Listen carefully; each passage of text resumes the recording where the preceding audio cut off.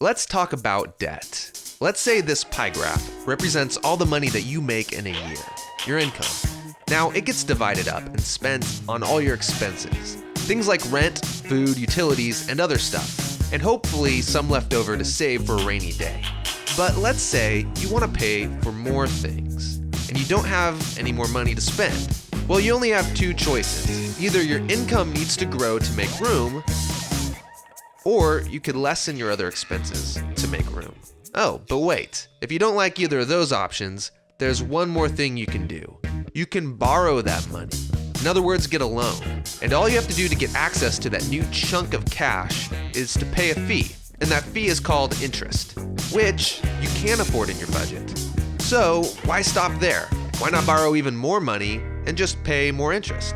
Sure, things are getting a little bit tight, but you're living the good life. You see, the beauty of debt is that you get to spend all of this money, even though you only make this much money.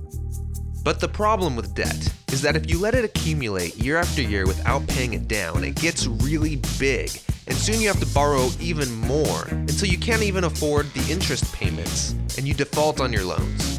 Debt has destroyed families and also countries. So let's talk about the US.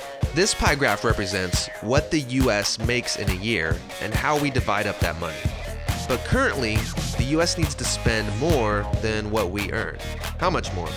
Well, for every $1 the US spends, it has to borrow another 40 cents, which is all adding to our growing debt. And the more that we borrow, the more interest we owe, which means we have less money to budget for other things. The US has always had debt, and we've been fine. But recently, our debt has started to accumulate really fast.